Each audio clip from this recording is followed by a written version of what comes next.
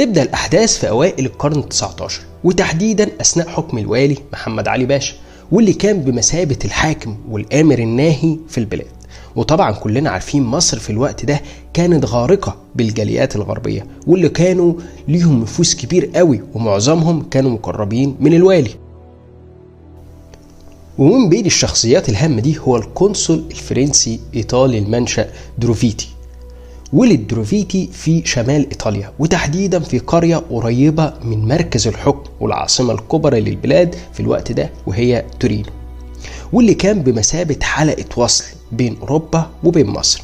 ولأنه كان ذو ثقة عند محمد علي باشا، فكان يقدر ياخد التصريحات والأوراق الرسمية المهمة للتنقيب عن الآثار وكمان شراء القطع دي من المصريين.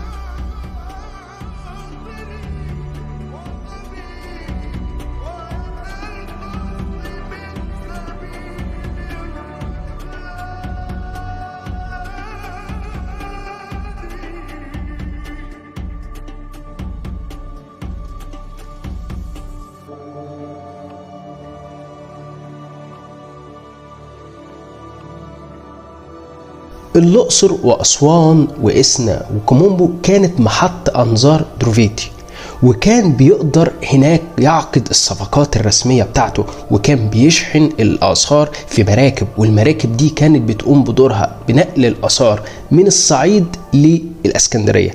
طب ليه الإسكندرية؟ لأن كان هناك دروفيتي عنده مستودع كبير لنقل الآثار وتخزينها قبل شحنها وبيعها لأوروبا.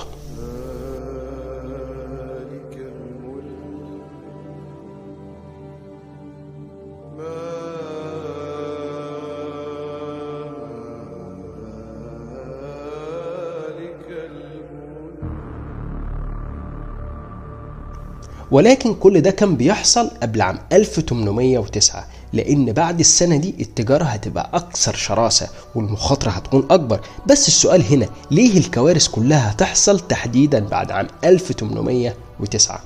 لو عارفين إجابة السؤال يا ريت تكتبوا في التعليقات، ولو مش عارفين انتظروا في الحلقة الجاية. مصر بلا قوانين للآثار.